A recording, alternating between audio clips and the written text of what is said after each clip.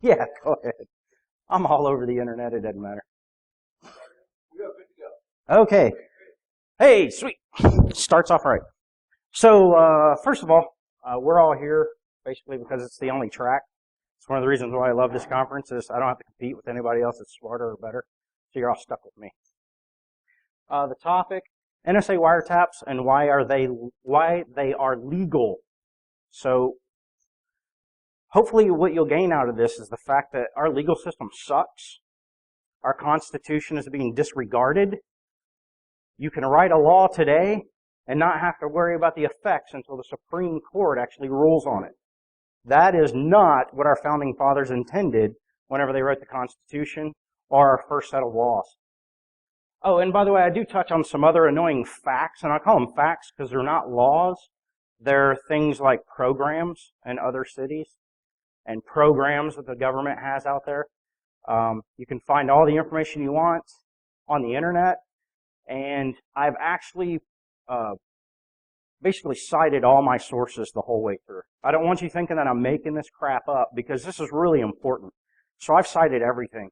Sometimes you're going to look at the slide and go, I wish you would have left the citation out of there because that's hard to read. But I just wanted to make sure you understood that I'm not making it up. All right? So, who am I? So basically I'm a husband, all right? Father of 3.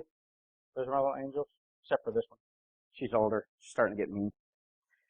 20-year Navy vet, 20 years of cryptology. So it was my job to basically ensure secure communications. Started on submarines, very interesting program there, and then became like a system administrator. Last thing I administered was NT 4.0, so I do not claim to be an administrator anymore. From there, I moved into what we consider the dark side. So I started working for other agencies. Still attached to the Navy the whole time. The Navy does something really weird. The only people that are allowed to work for non-Navy entities are our officer corps. So the enlisted, you just show up and work for an officer, and you're still attached to the Navy. Whereas the officer actually does joint programs. So our enlisted personnel are always considered Navy personnel doing joint operations. Kind of a little bit different. Other services do it differently. I'm a pessimist at heart. The world's going to end today, and that sucks. You know, if I make it to tomorrow, great, but then the world's going to end tomorrow, and that sucks. I'm a constitutionalist. I love all aspects of the Constitution. There's one I love in particular. Anybody want to name that one? Second Amendment. Absolutely. It's actually part of the Bill of Rights. Technically, it's not part of the Constitution, but hey, it is what it is. But my favorite Bill of Rights articles, amendments, if you want, are the 2nd, the 4th, the 5th, and the 1st. Gotta have the 1st. There's some other ones that are okay, like the 14th, whatever. Equal Protection Clause. Why do we even need it? We're all humans. We should be better than that. But hey, let's make it Constitution. So why are we here?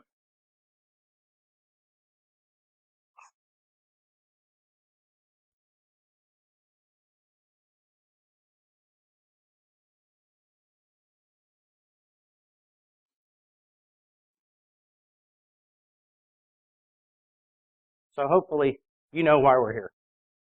And I would like to thank my inkblot.net friends for allowing me the use of that. There's an alternate version that's probably not best for any audience, so I didn't use that one. Okay, so before we talk about how screwed up we are today, we have to take a little traipse through history, all right? So the very first thing that we had of true importance here in this nation is the U.S. Constitution. And it clearly states that we're supposed to have 3 branches of government, right? You've all heard this. Hopefully you'll start thinking about it again. Because if you're like me, we homeschool, and my wife says, hey, I'm going to Kenya on a mission trip. You've got it for the next 2 weeks. And we're talking about history. And I said, no problem. I was a history major for at least 3 years of college before I switched my major and spent the next 7 trying to get my degree. I've got this. And then you start reading the history book, and you realize 2 things. Number 1, you've forgotten a lot. And number two, it's not necessarily accurate. So keep that in mind. I encourage all of you to read your children's textbooks, at least history. Math has not changed. The interpretation of the Constitution as a living document, that's not a phrase that occurred until the 50s. The Constitution was never viewed as a living, breathing document. It doesn't live, it doesn't breathe, it has very stringent rules on how to apply it and how to change it. Those rules are ignored because they're just too difficult. We'd rather have case law to defend the Constitution rather than try to understand what the Constitution says, because they use weird words, like right.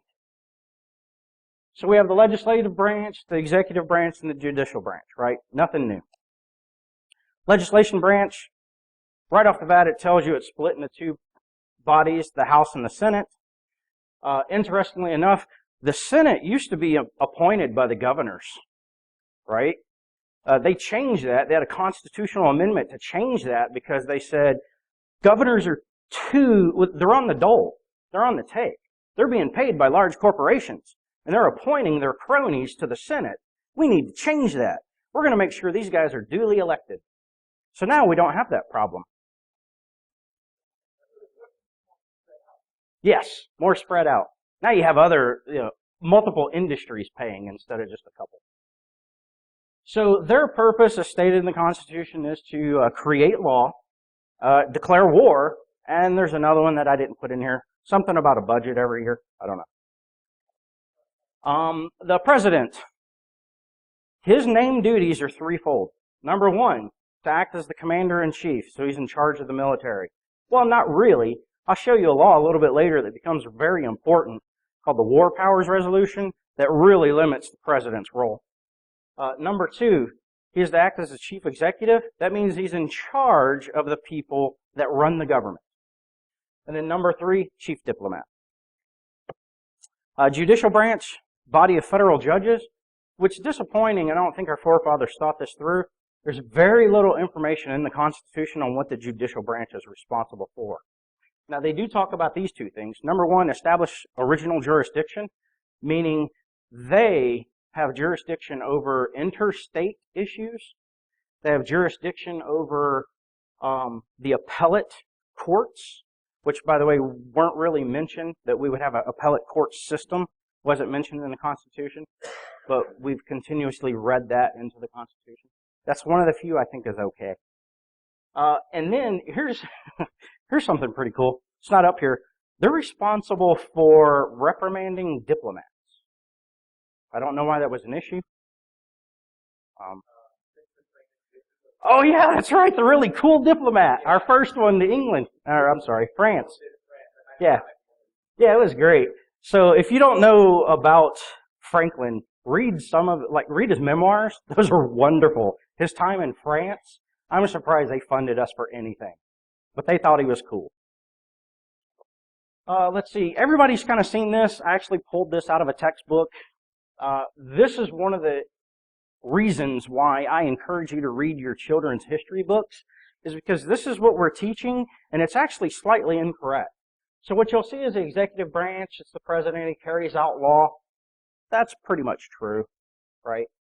The legislative branch, well, that's Congress. They make laws. Yeah, well, not really without the president's approval. Or if the president vetoes it, they can still make it a law, but it's just really difficult. And then the bottom one, the Supreme Court interprets laws.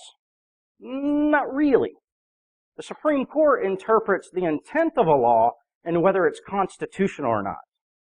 So, I don't know, my wife even says I'm kind of nitpicking that one, but I think that's important to understand. Bill of Rights. What we're going to do from this point on is we're going to go over some of our founding laws, and then some of the asinine laws that have occurred over time. So this is the Fourth Amendment. I put this one in here because it's one of my favorite, and it's kind of key recently. Basically, this says you got to have warrants. If you want to do something to a person and you're part of the government, you have to have a court's approval, supposedly. Title 50 U.S. Code, War Powers Resolution. I talked about this earlier. 1973. What was going on in 1973? Vietnam. Was Vietnam a popular war? Did we like our president for getting us into the Vietnam War? No. So what Congress did was they said, we've got to fix this. There's no way that the president, as commander-in-chief, should be allowed to deploy our troops past 90 days. So right off the bat, we can't really fight a war without Congress's approval. It kind of makes sense because they have to approve war to begin with. The word war is a very funny little word. It's clearly defined in most dictionaries, but it's not clearly defined in law. So as I've been plowing through the 3,000-something pages of documents that I've been reading for this presentation, it became very clear to me that the word law is not very clear. The word war is not very clear. We have this law, also known as FISA, 1978. The purpose of FISA was because the U.S. Army and other agencies were doing collection on U.S. personnel. Now, at that time, it was the responsibility of the FBI to, through the Department of Justice, perform collection activities against U.S. personnel. So what the government wanted to do was say, let's make sure that things like Operation Shamrock, which are in my notes but I won't discuss here, doesn't happen again. So, yeah, I know. If you're the part of the Black Panthers, you know, you can now do whatever you want to do. No, not quite.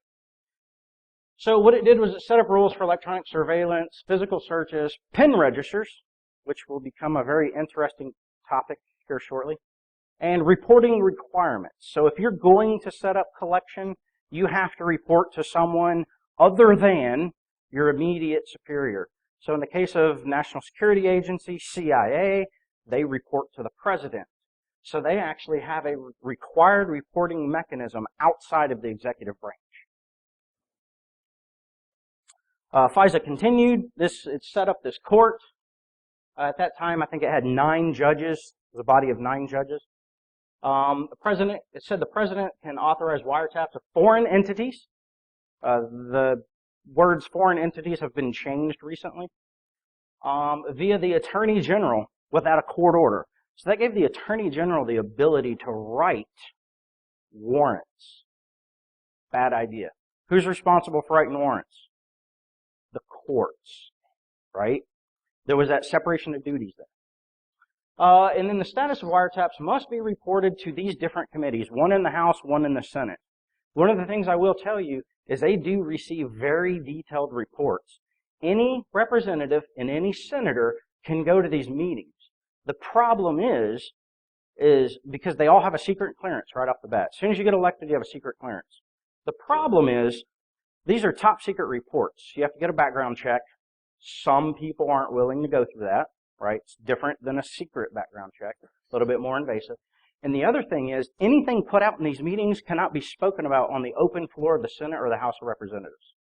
So immediately that turns off a lot of people because you can't even discuss budgetary items on the floor.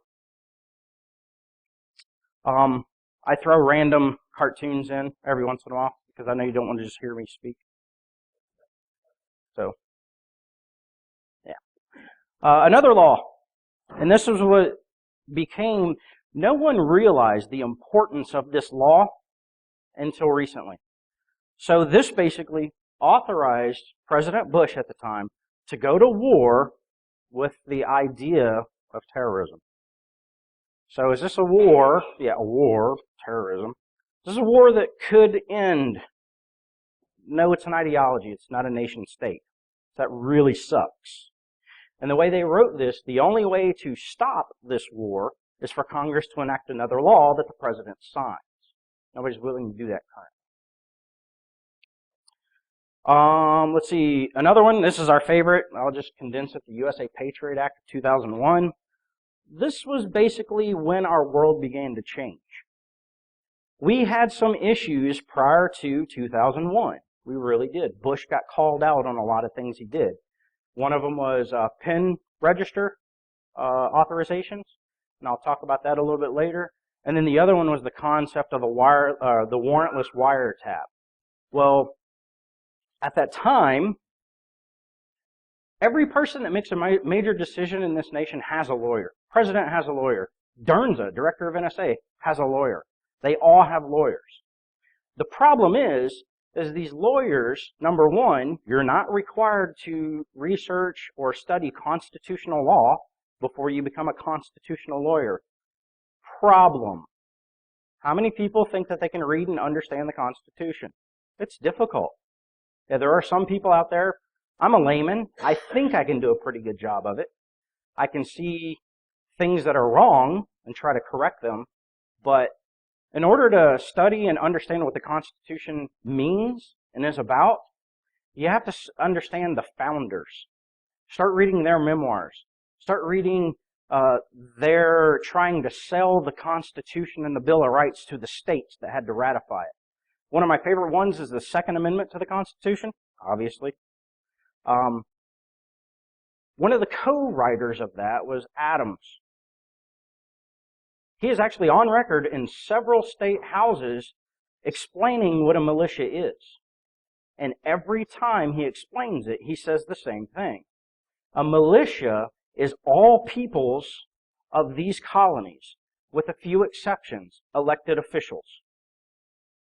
So there should be no debate as to what a militia is. The guy that wrote Amendment 2 defined it. We still debate it today. So each person that went out and tried to sell the Bill of Rights and the Constitution to the states, they all basically had the same script that they read from. Do some research. So anyway, sorry, soapbox. Patriot Act, yes sir. Well, they're not part of the militia. We still can't take away their guns. They're just not part of the militia. Some people would say that. Some people would interpret the Second Amendment, well, this kind of right. So that would be like football. Absolutely, that is correct. So the Patriot Act is an extensive law. It's thousands of pages. It has, let's see, there's 9 just that fit on this slide. These are sections. This is part 2, and it's got multiple sections. And some of these should throw some bells and whistles and alarms up right off the bat. So, authority to share electronic wire and oral intercepting information. That one had really good intentions. Prior to September 11th, if the NSA collected something, they could not readily share it with FBI and CIA. So what this meant, what the purpose of this was so they can knock down some of those walls and freely share information. So that sounds like a good one on its face. We'll talk about why it could be bad and well, it is bad.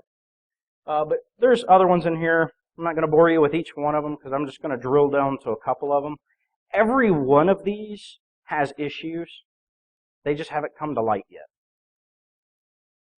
Interception of computer trespasser communications. Horribly written section. Section 217 of Part 2. It is written so that your child could be collected against based on this part of the statute. I mean, it's pathetic. If your child goes on the Webkins and tries to enter in a password that's not theirs, bam, FBI can come knocking on your door if they want it. It's pathetic. So Title II, like I said, we're going to drill into that, and we're going to drill into some of those subparts. The intent, I put the intent on here. Sometimes it is being read that way, sometimes it's not. It made foreign intelligence gathering a focus of the FISA court. Previously, according to the FISA Act, that was the sole purpose of the FISA court, was to collect foreign intelligence. That's no longer true. That's just one of their purposes. So what they've already done is watered down what these judges have to hear in order to do warrants and authorize different things. The government, actually the Department of Justice, no longer had to prove foreign entity was not a U.S. citizen. You have to suspect that they're not a U.S. citizen. And you can be granted collection privileges. Before, you had to prove. Whenever you brought your case before the FISA court, you had to say, I can prove this person's not a U.S. person, not a U.S. citizen, but a U.S. person. There's a difference. And then they could write it. And then you had to show your proof. Now you can just say, I'm pretty sure they're not, but we want more information to figure out if they are or not, and that's okay. Allows any federal judge to issue warrants for terrorism investigations. The FBI used to also have to go to the FISA court depending on where the collection came from. Now the FBI can go to any federal judge and receive a warrant to furthering investigations. That's kind of scary. They don't have to give their sources because the only people with the clearance are the FISA court. Your standard federal judge does not have a security clearance. So they can't be privy to your information and why you need the warrant. It's illegal. Protect telecom companies from lawsuits for participating with the government. That's been in the news a lot lately.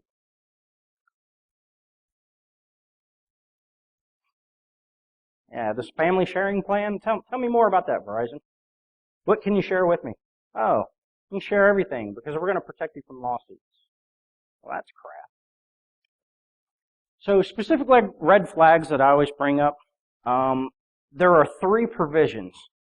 The first one allows sneak and peek search warrants. What this says basically is the FBI could label you as a terrorist without provocation. They can say this person is a suspected terrorist. They can enter your premises. They can do a search of your premises to gather intelligence and then turn around and use that intelligence to get an actual search warrant to come back and take it from you. Scary. So you do not have to be notified that a federal government law enforcement officer has been into your house or your business and searching it. That, to me, they should just be slapped. Whoever authorized this law should just be slapped on that one alone. Let's look at the next one. Allows for roving wiretaps. Previous to the Patriot Act, the government had to state which carrier they needed a specific wiretap for. Well, somebody got that bright idea, and it's smart. Once again, a lot of these have good intention. Terrorists probably aren't going to use Verizon for the next 4 years, right? So they might switch to AT&T at some point. Well, that sucks, because if they switch the carrier, then we've got to go back and ask for another warrant, and that takes time.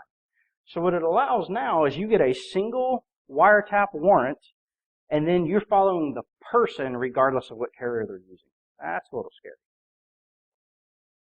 Number 3, allows FBI orders requiring any documents requested for a terrorism case to be turned over. So the FBI can literally show up to your house and say, we believe that you're enabling terrorism.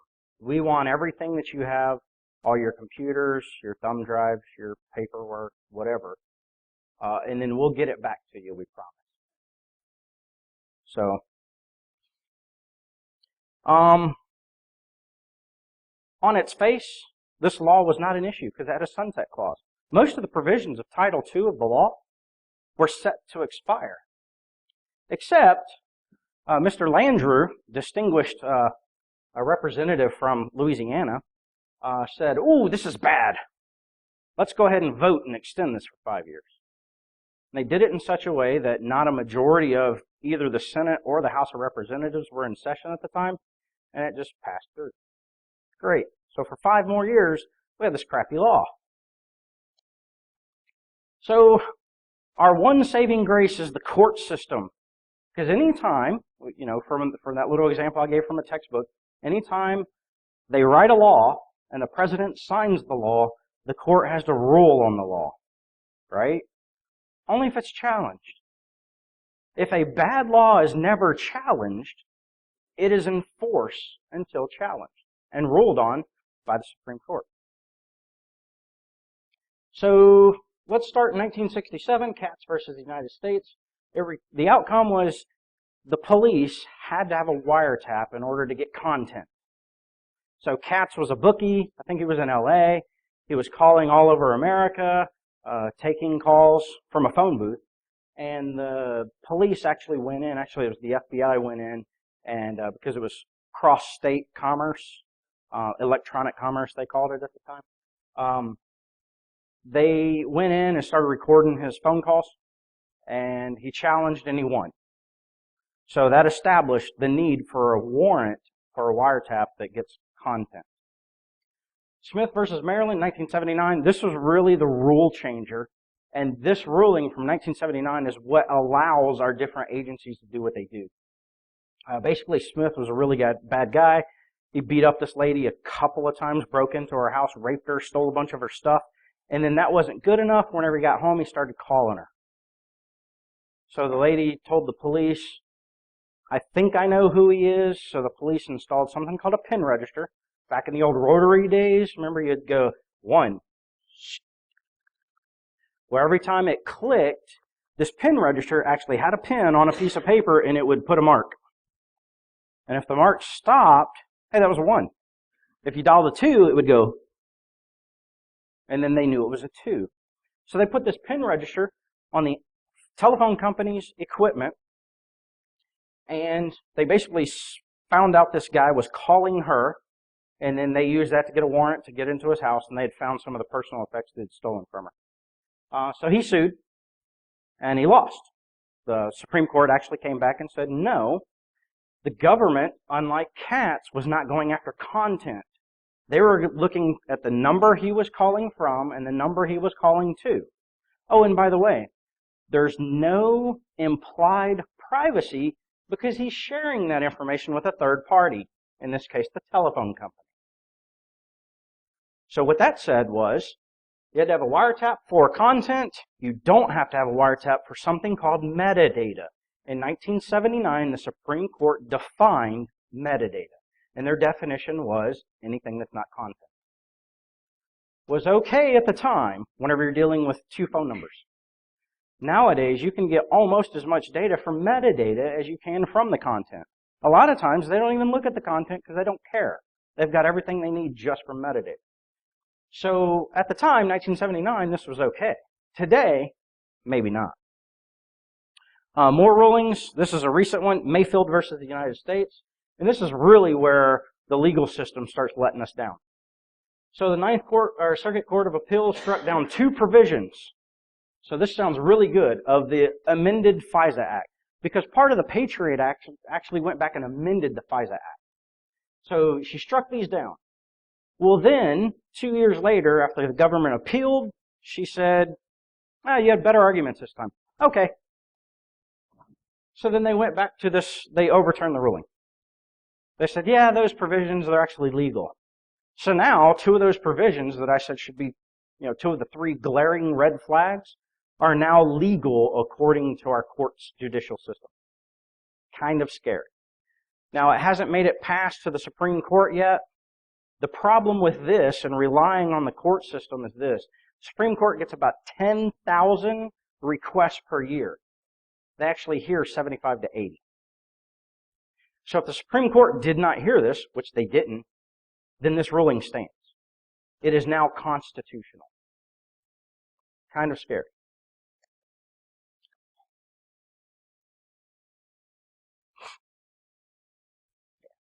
Some of these are funnier than others. I like it. So, is anybody scared so far? Or pissed off or angry? I'm getting a little animated because yes. So let's look at some other constitutional end arounds. Now these are really fun because they're not laws. They're just programs. And programs are there for the people. They're there for, to help us, right? So let's take a look at the first one. Operation TIPS, a domestic intelligence gathering program. Look, NSA and CIA were not involved. Just a small little department called Department of Justice. Basically what they did was it created reporting mechanisms for private citizens with access to or public citizens with access to your private information to report if they see something wrong. The cable guy comes in to install cable. He sees that you're making bombs. He can report you. The letter carrier can say, hey, something smells funny coming out of that house, and they can report you. What's that? Oh, yeah. So the plumber can come in and say, oh, those pipes that I installed, I think he's creating pipe bombs. The last time I saw him, they were in the wall, but hey, he could be creating pipe bombs. He can report you. Luckily, word got out, and this little law called the Homeland Security Act, which created the Department of Homeland Security, it actually specifically got rid of this Operation TIPS. But because it was a program, that's as far as it went.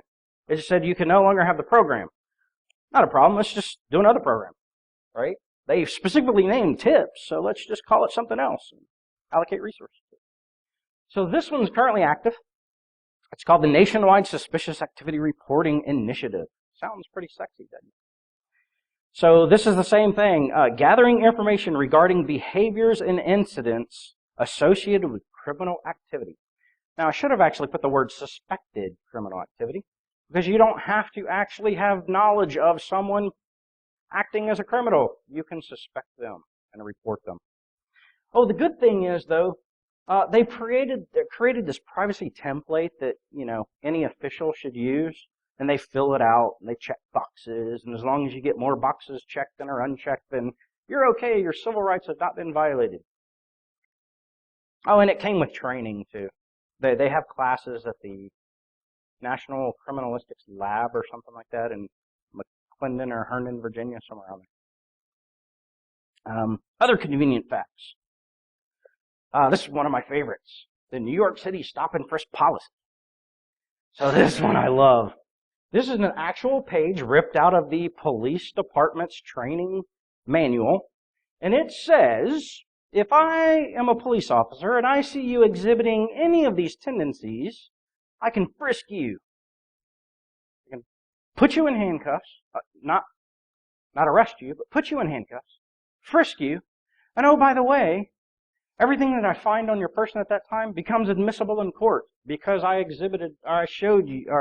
saw you exhibiting one of these. Well, let's take a look at a couple of them. The first one is spotting a hidden handgun, asymmetrical gait. I was involved in a motorcycle wreck in 2006. After about noon, I start to limp a little bit. My leg really starts to hurt. I have an asymmetrical gait. If I'm in New York City and I'm walking across the street, I can be handcuffed and frisked based on the fact that I've had a motorcycle wreck. Let's see, the upper body shift.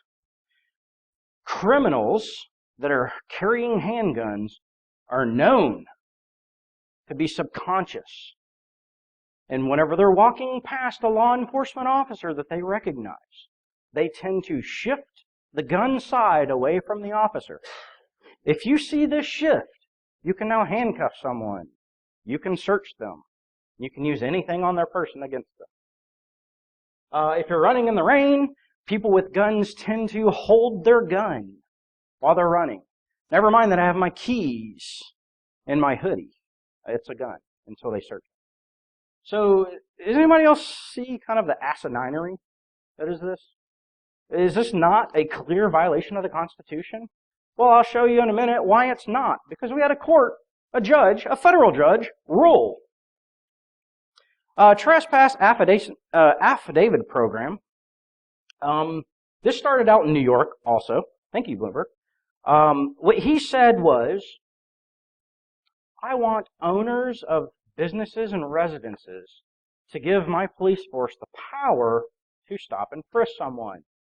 So all they have to do is put up a handwritten sign that says, if you're on these premises, the law enforcement officers can stop you, frisk you, question you, detain you. That's all they need.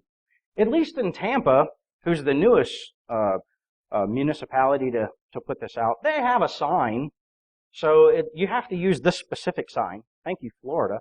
Whatever. It's a freaking green sign. I can go pick them up. But it's nice. They actually put it in Spanish too, just in case. If you couldn't read the handwritten sign in English, I guess you were screwed. So, what's that? Yes, absolutely. Let's see. Oh, wait a minute. Let me go back to one. So I started looking at some more southern states, because apparently in southern states we love the Constitution more than our northern brothers. Now, even Texas, who is a republic and is very free and open with a lot of their laws, are starting to allow this. Irving was the first one to start. Let's see. More great news. All right.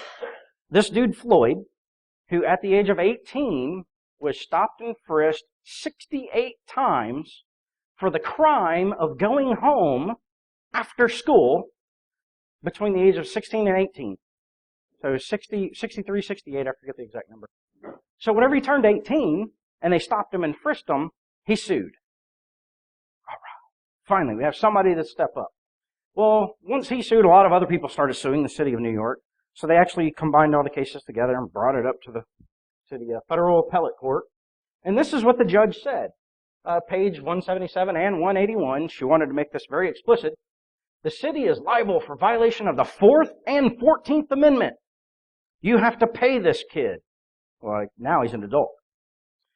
But then, she states again, a remedy in equity is warranted. In other words, once again, pay this kid. And the public interest would not be deserved, by the way, she misspelled deserve, by a permanent injunction. Wait. So the federal judge just said, this is illegal, but I'm not going to stop you from doing it. What the heck? What? These are the people that are supposed to be protecting us from badly written laws. And then, just to put a period on it, at the very end, page 202, she said, however, as previously noted, I am not ordering an end to stop and frisk policies. So it's unconstitutional, but hey, keep doing it. Just don't do it too much. Then I'll fine you.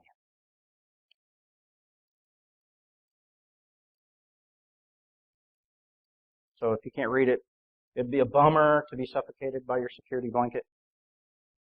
That's the surveillance system, right? Everybody sees the government as these peacekeepers and defenders of the faith that are protecting us at all costs, right? So, in conclusion, this is what I want you to at least think about. If you disagree with me, that's fine. My brother-in-law is currently going to NKU Law School. I gave parts of this, well, actually this whole presentation, parts of my full presentation, to some of the professors up there. I had 2 of them respond and say I was an idiot, and I had the other 2 respond and say, absolutely, 100%, you're correct. So even within our law schools, they can't get this stuff right. Support rights organizations like the EFF. If you don't know, the EFF is actually having a public demonstration this month. Sign up. It's this month, right? 26th, yes. Feel free to sign up for it. They're doing a public demonstration, and they're also doing like an online cyber. I hate to use that word, but I got a drink.